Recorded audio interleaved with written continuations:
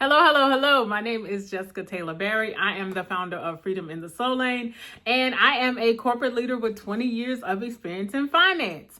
So I have 489 days left in corporate, and I am building my advisory business alongside my AI powered CRM in the tiny cracks in time that I find while still working my 9 to 5. This series is called The Messy Middle, where I do not give you all the highlights and the positives about running a business. Okay. This is about the messy middle and what it's actually taking to build a business while being fully employed. Okay. There is no coach talk around here. There's no fluff. There's no BS allowed. Okay. It's just truth, honesty, and transparency about what it looks like in the middle before actually making a transition. Okay. So today we're going to be talking about analytics. Okay. If you don't know what analytics means, it's a fancy word for data.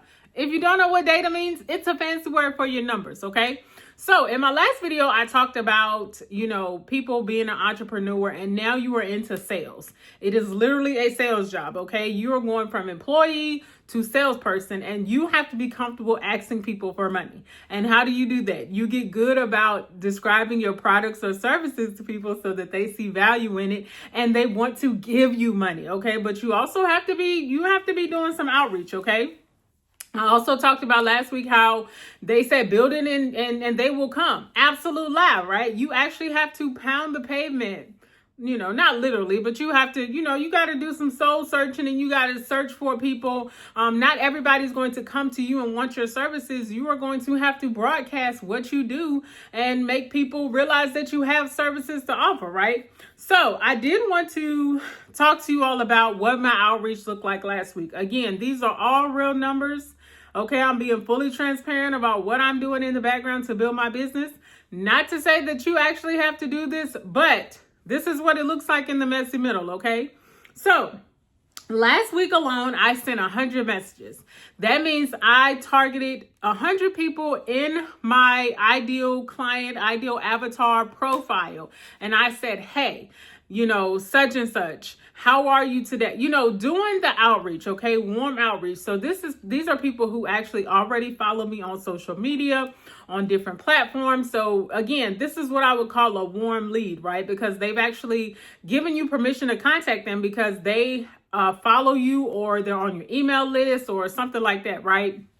And that is more so a warm-ish lead, right? So I did 100 warm-ish lead outreaches last week. 25 people responded to me. Now, again, in this 25 responses, those were not all leads, right? Because again, you're reaching out, telling people about your services, and some people just don't need your services, right? And people that you think may need your services are actually in a good spot. Their social media is outdated. So everything you know about them is kind of outdated, and they're getting you up to speed on what you need to know. So out of those 25 people who responded to my 100 outreaches, 2 people were actually moved into my pipeline. And so moving into my pipeline means that I actually moved them into an actual lead, right? Which is just a fancy word to say potential client. Okay. So I moved 2 people into my pipeline out of the 100 people that I reached out to. 2 people were people who actually could benefit from my services, could benefit, right? So they're not even clients yet. These are just people who could possibly be clients. Okay, I want that to sit with you for a minute. I also want to sit with you the fact that over the last 2 weeks, over the last 13 to 14 days, I have sent 191 messages. 191 messages to people. Warm-ish, not cold outreach, not like, hey, I found your email address on Google. None of that. Like, this is 191 messages to people who either I actually know or people who have followed me, right? Who said, hey, you have something worth saying. I want to follow you so that I can keep track of what you're saying. 191 messages. And out of that, I still have about a 20% response rate. Okay. So that means last week I had even lower response rate than I did this week. Okay. I just want you to really think about that. Out of 191 people that I reached out to, about 35 people, 40 people actually responded back to me. Okay, it is a numbers game. It absolutely is. But I want you all to be crystal clear about what the numbers are, right? Again, you have a lot of people on here, on YouTube, on different social media platforms that say you'll reach out to 10 people, 5 people will respond back, and then 1 person will be your client. Yes, I believe that too. So when I reached out to 12 people, 20 people, 30 people, I was like, oh shoot, I'm going to have about 15, I'm going to have 5, 6 people reach back out to me and need my service. Absolutely not. Okay. And again, when it comes down to running a business, again, people won't always need your services no matter how good you explain them. They just won't be your client. Okay. And some people won't be your client today, right? They're in a good place today, but they may need your services in the future. So it's always good to have a follow-up system and a tracking plan when you are reaching out to people, which is another reason why I built my AI-powered CRM system so that I could better manage that. So out of the 2 people that moved into the pipeline, I did have sales calls with both of those people. But hold on, I'm going to tell you real quick. So this week alone, and I'm looking at my screen here. So this week alone, I have had 5 calls. So I've actually had 5 calls booked this week. And 3 people did not show up. So I literally had a conversation with 5 people who said, hey, this is kind of what I'm working on these days. This is what I believe could help you. Like, what kind of place are you in right now? And they said, yes, absolutely. Let's get on the call. Let's chat through it. 3 of those 5 people didn't even show up. Didn't bother to text me, didn't bother to call me, didn't bother to reject the email, the Google Meet link, none of that. They just ghosted, right? So out of 5 people who I booked calls for, 3 people did not show up, right? And that can be discouraging. When I tell you I was going through it like on Wednesday, I was just like, what am I doing here? Like, is it me? Am I the drama? Like, it started, making me question myself. But out of the 2 people that I did have the actual calls with, 1 person did say yes. They ain't paid yet, but they did say yes. Okay. And then I have 1 person thinking about it.